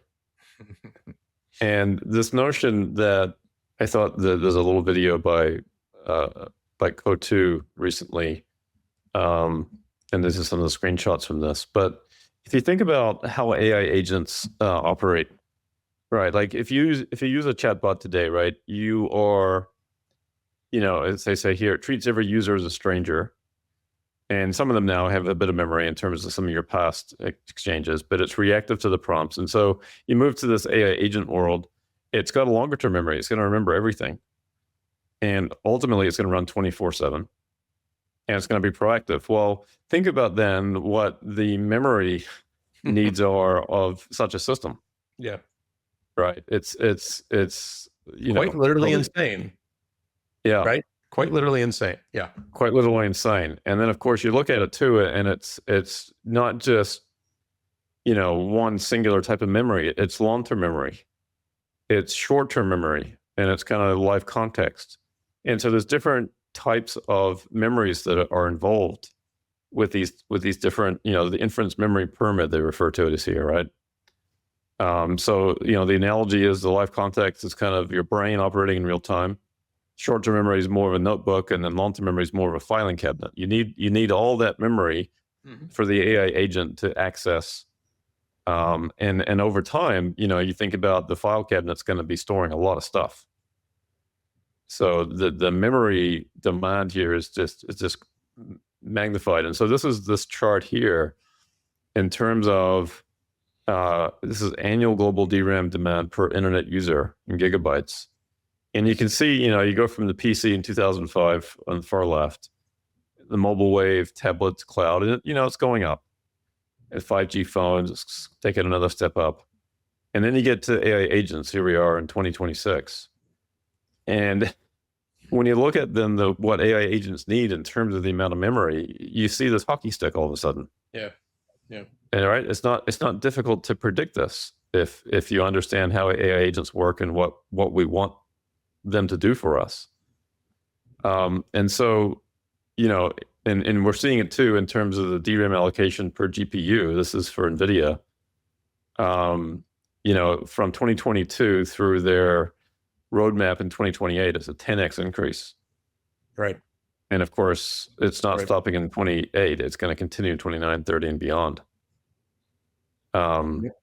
Yes. And it's not a straight line, even though they're showing this is a straight line here. It's not a straight line, right? You can see it curving up here. So let's talk a little bit about the implications of this, because this is both an issue from the supply side, and these memory chip makers who are famously cyclical now may be much more, secular in nature. Well, we're certainly entering a new form of a cyclical cycle that is massively bigger than their last one. It's just that we've just begun the cyclicality of that cycle, and it may not end for 15 years. Look, here's the thing about this. I mean, and it should be obvious to anyone who's thinking this through, is that what is a GPU? What's going on here, right? A GPU is a parallel processing unit, effectively. I can write the same code and run it on a CPU. I can write a matrix multiply operation in a little piece of C code and run it on a CPU for a matrix that's 100 by 100 by 1 by 100, and I can say, yep, I know how that works. Pretty simple linear algebra, right? Yet the problem is that AI demands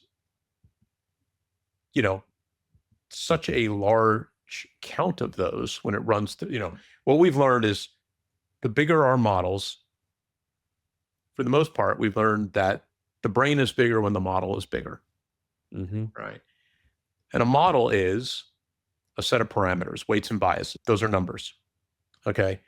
And when I run data from what I'll call the left to the right of the model, in other words, from my input to my output, I have to do a lot of computation through that thing. And what I want to do is I want to do all that computation in parallel. So we are in the age of what is effectively known as accelerated computing. And accelerated computing is just about how do we do a given matrix multiply operation with parallelism, and how do we do a stack of them with parallelism. And I mean, that's not the only math, but that's the big fat piece of math. And it's simple math, by the way. And the way we do that is we say, well, we can do this in parallel. Now, once we say that word, we can do it in parallel, it means that we are shifting. We have to hold more data in memory to run it in parallel, because now, instead of just loading one matrix, two matrices and a small amount of RAM on a CPU, because, hey, the CPU can't do two of them at the same time, or a single core CPU can't do two of them at the same time, then I don't have this big memory demand, because guess what? I can't actually solve the problem that way, because they're processed at glacier rate compared to a modern AI. But so basically what's happened here is, with bigger and bigger models that require more and more compute, and that compute is in fact parallelism, effectively by definition, then I demand more and more memory. And then, of course, the more of that compute I demand to do, the more memory I need for all the processors that I'm lining up to do it. So it in a way, a good way of thinking is it just follows in kind. It just sort of stepwise follows in kind. I mean, you could make the same argument for electrons. You could say, well, if I suddenly can do this many operations in parallel, then I effectively, boom, going to need more power to run this thing. So these chips consume more. So it's just, think of it as just it's sort of just, memory is just a resource now that's in high demand because of the ability of the chip to do multiple things at once. And yeah, at the simplest level, that's all it is. Now, what's funny about it too is that, one of the reasons that parallel processing is important is the last part of this statement is when you start thinking about these GPUs and you think, hey, I get it. They can do all these math operations in parallel. Yeah, but guess what? We always think about the compute as being the core focus of what the chip is doing, right? But the reality is most of it is waiting on moving data. And that is moving it through a memory pipeline. Yeah. From that memory might start in some static form, meaning, literally SSD style, meaning sitting on disk. And then it's got to move into some physical RAM that sits outside the core of the processor. And then it's got to move on a data highway into that core and into other forms of memory, the closer cache-based memory to the processor, so that it can effectively line up and get ready to be processed on one of the cores of these little GPUs. So yeah, the architecture requires just an enormous amount of memory, and that memory, you want the memory highway to be as fast as possible. Because if the chip, effectively these chips are so computationally dense and capable that most of the time they're waiting on data. We don't see that, but that's what's happening. So the faster we can move data to them, to the core of the math unit, the faster we can get the outcome, which is the whole point of the thing, right? So, anyway, so it's a long-winded way of saying that memory is intrinsically important and fast memory is equally or also intrinsically important to getting these chips to do their job at the capability that they're, at their capability, at their, their limit capability is they're mostly limited by waiting on data. All that to say that AI is a memory hungry hippo. Is that what you meant to say? That is exactly what I'm saying. Because the difference between, in this case, the reason we use a hippo is it has a big mouth. Yeah. But maybe the right animal would be one that you could find with thousands and thousands and thousands of small mouths that are all just because that's what the GPU is doing, right? It's like a multi-headed hippo trying to demand as much food as possible in parallel. And then I don't know how accurate this is, but how much memory does AI actually need? And so according to Google Gemini here, so you might have an AI model itself that might have 400 billion weights, and that might take up 800 gigabytes of memory, which is equivalent, according to Gemini, of about 200 high definition movies. Yeah. And that's the model. And then you move to the inference side. Right. Sorry, go ahead. Yeah. No, and the important part about this is that the reason that you have this issue about, like, you want to do all this parallel processing, and therefore so what you need to do is you have these models need to be effectively resonant in memory, right? Like imagine a scenario where you wanted to process an image and you could do it in pieces. And it was a really big image, or maybe it's just a movie, and maybe it's a movie of frames, it's not compressed in some particular way. Maybe what we're doing is compressing it, who knows? But we're processing it in some particular way. The reality of that is that in any kind of single pipeline system where you only have like one pipe through, you only have to or you would organize the problem in such a way that you would load a little piece off of your memory stick, your memory SSD, your fixed memory. You load it into running memory, operational memory. That's the memory we're talking about in this thing.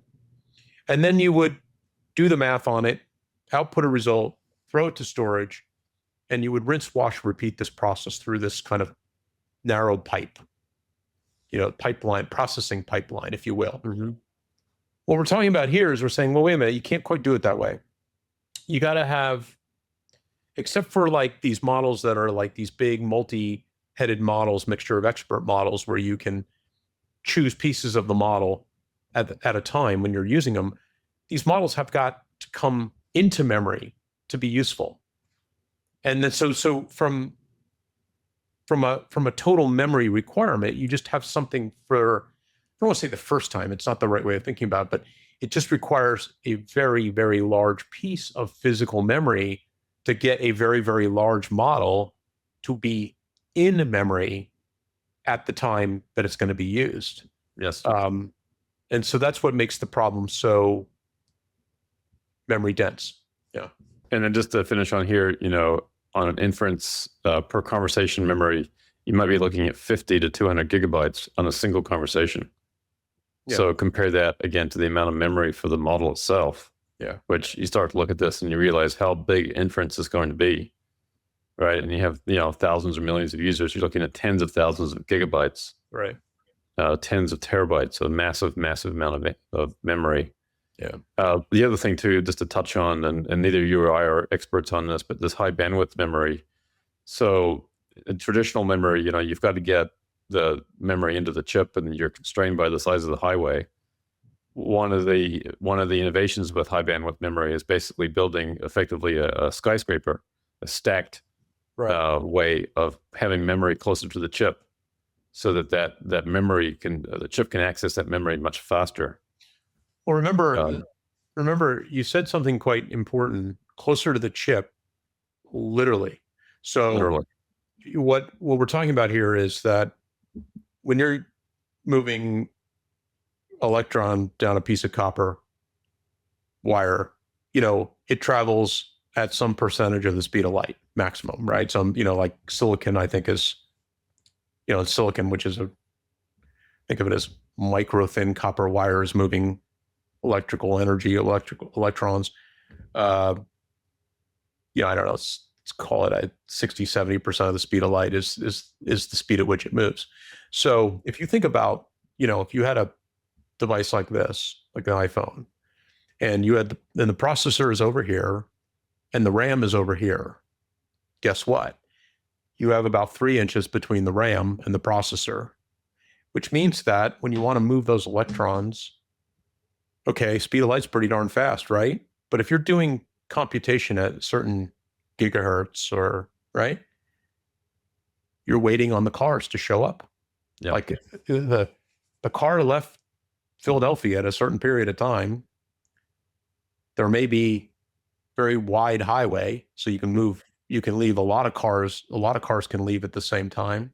There is a speed at which they can go that is effectively their max speed, let's call it 100 miles an hour. So if you said, well, I want to get a lot of cars between Philadelphia and New York, and I have a 50-lane highway, well, if I double the length of highway, I can double the amount of cars I move in a unit of time, but I can't change the unit of time.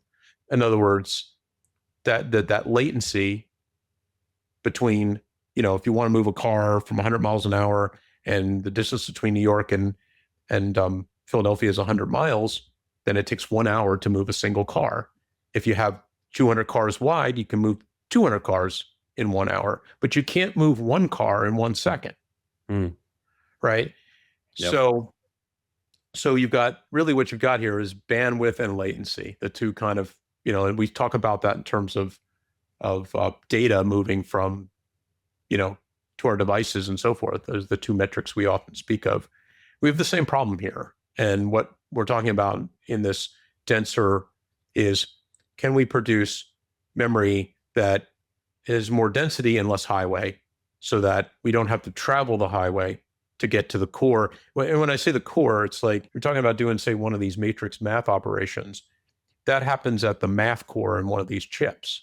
It happens in a very discrete place. I mean, not, it happens in parallel across a lot because that's the whole point of the thing. But the memory's over here and the thing is here, and it's got to move those cars. It's got to move those electrons. It's got to move those data signals. So any way you can reorganize memory that creates more density, that shrinks the physical space to the compute units, then you wait less time, effectively. And that's what this is really all about, one way or another. Yep. It's interesting, isn't it? It's completely changed the memory market. And of course, there's some new promising technologies on the way, and we'll see, there's optical memory and some different things that companies are pursuing. So there'll be a lot of innovation in this field too. And that's great. That'll help. And that'll help with the issue that you highlighted in the very beginning about demand growth versus supply growth. Yeah. Any bottleneck that can be addressed here is going to be, it's going to be important. Well, I mean, that's, by the way, that's why Elon, when he speaks of Terrafab, he talks about the physical processor, he talks about memory, and he talks about packaging. He doesn't say, well, Terrafab, because he's looking at things that would limit its ability to produce on its own. And so he's going to a fully vertically integrated model, which includes the memory side of it as well. So that's super, super fascinating and super important. In other words, why would he go halfway? It wouldn't make any sense. If he's going to produce one kind of chip, he has to produce another kind of chip as well. And then, fully package it for ready to go, load it up and run it. But that's the point of Terrafab, is not to think of it as like, if you take a look at some of these, you look at like the Arizona fab for Taiwan Semi. I think the first generation of that is you build the processors there, and then you send them back to Taiwan for packaging. I mean, what? So you have, I mean, okay, maybe it's not that big of a deal. Well, it is geopolitically. It doesn't change the equation. Now, like, okay, great, you can produce the chips, but you can't package them. So you're stuck in the limiting factor is, whatever China does with Taiwan. So Elon has kind of taken a holistic view of this, which includes memory, and thought of Terrafab as much a memory producer as it is a, producing the transistors for the purpose of compute. It'll be interesting to see how that evolves. Whether it becomes more focused on one bottleneck versus another. I guess it would. If that was a major bottleneck, it would force them to focus on that one thing. If high bandwidth memory is massive shortage, then they're going to have to solve for that, if that's holding everything else up. I don't know enough about the architecture of the chips to know what the memory types that they need to produce are. It's not my thing, but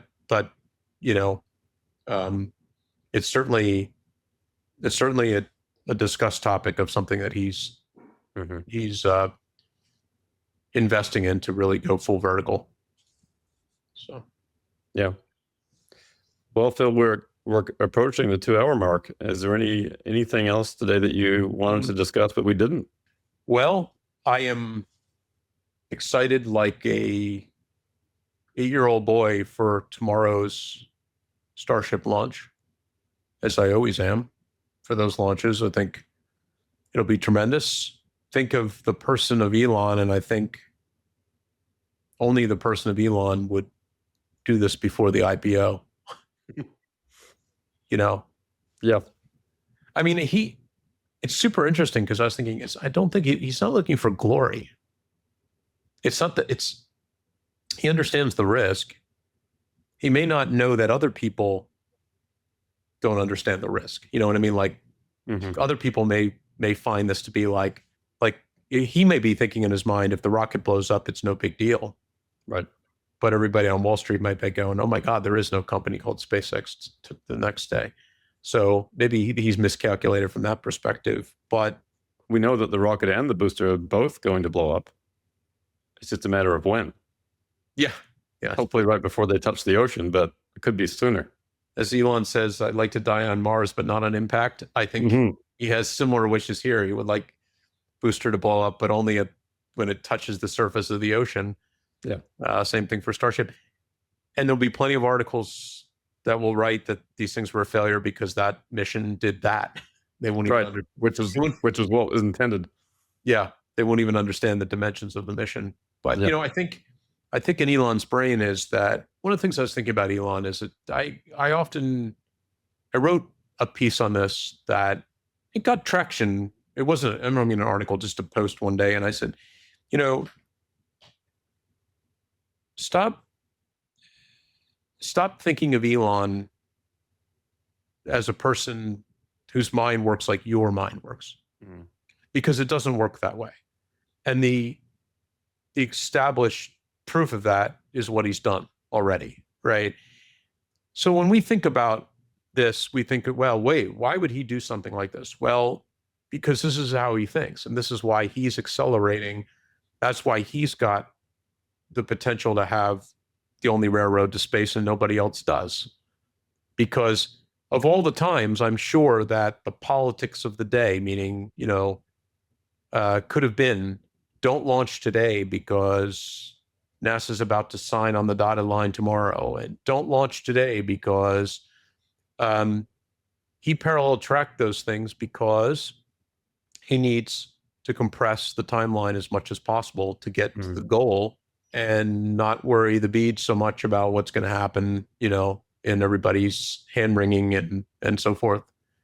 And part of that, I think if you zoom out, Cern, I think you'd say he's right. At 100,000 feet, he's right, because look at the companies he's built and the risks that he's gone through. But if you get down to maybe 100,000 feet, you might say he doesn't take full stock of the situation. He's not too PR savvy for what's going to get thrown at him. And I think so. What I'm saying in a nutshell is, I wish them the very best, and I think I want it to be successful, because I want to see the people. My first order of business in my mind is, I want to see the engineers have a psychological success. That's important to me, because that's how that's what you put so much. Someone said, oh, why do they delay it a day? Because they've got more things to do, and they're not going to sleep until it's done. So, it's not like they all went home and had a party. They're probably working like literally through the night tonight. So, the first thing is, I want them to be successful. And then I want it to be successful because I want to see the SpaceX IPO be, the SpaceX business and its IPO to be massive. And I think it impacts Tesla as well. Well, it's interesting, just to draw a further parallel there. The last Starship launch was October 13th last year. So it's been a few months. So imagine if SpaceX was already public last year, and now you've got this gap between the launches. Right. Imagine what SpaceX stock would have done sometime in, January or February. Yeah, exactly. So it's a lot like, I think, what Tesla sort of feel right now with the quote unquote delay in Robotaxi. And it's a matter of not so much the time frame, but it's a matter of getting it right. And you can see with something like Starship, the implications of not getting it right and cutting corners and rushing things. There's no reason for that. And I think that's what also Elon is trying to communicate with us with Robotaxi. There's no reason to rush it. The first order bit is getting it right. Yeah. And it doesn't mean with all your efforts, you still will, but you have to give it your best attempt to get it right. That is the first order bit. And that's important. In the case of Starship, there's lots of reasons you don't want it to blow up. In case of Robotaxi, there's lots of reasons you don't want a car to crash. Yeah. I think he has such an engineer's mindset here, is that most great engineers that I worked with never really wanted to ship a product. You know what I mean? Because it was never good enough. At the same time, you have to ship at some point. You can't hold back forever. And there is no, if things don't go exceedingly well tomorrow, the amount of Monday morning quarterbacking internally will never end, because that's what I mean by I want it to be hopeful. I'm hopeful that it goes right, because I want to see those engineers that worked on it be able to take aggressive forward steps into the next set of headaches, if you will, or problems that they need to solve, as opposed to just, I mean, the reason that we are sitting here from October, well, I mean, first off, they redid the platform, but that's what they did, you know. I mean, they went full Elon on it and decided that it's the same thing I think with the Robotaxi. Starship and Robotaxi have something incredible in common. It's that Elon's building them for scale. And the dimensions of building something for scale versus a one-off, it's a completely different engineering problem. And rollout mindset and everything, right? So what, you know, I always talk, when I talk on podcasts, I talk to friends about Robotaxi. I'm like, look, here's the thing. Even if the safety is there, and I believe it's largely there, it needs to get past a fairly possibly large set of operational issues, because unlike Waymo, which I feel has a lot of operational issues, Elon's like looking at the problem using a typical Elon way of thinking and saying, well, when I scale this math problem up to, you know, if I needed a call center to deal with operational issues of customers having poor experiences, and I needed 100 people in a call center for 1,000 cars, well, how many do I need for 1,000,000 cars? And if it's a linear relationship, then it's destructive to the business. Yes, that's right. So what he's saying is, I want to scale from 1,000 cars to 1,000,000 cars and grow my call center from 100 to 300, which means, in translation, I need fewer operational issues to tax my call center. And that's the same thing that's going on with Starship. In order to get to the holy grail of reusability, to be able to get this thing to move mass to space at the level that, you know, Falcon does in its scale out, he has to have the patience to get there. So be it. Let's end it there. And we wish SpaceX a successful launch. We do. I wish I could say that we were prepared, but we were just two bystanders at this point. With very small helmets. There's a few things that AI has to work on. Yep. But, you know, we're hopeful. Exactly. All right, Cern. Thanks, Bill. It's been great. So the next time, I think, yeah, we will not run out of topics. I don't think so. Yep. All right. Next time.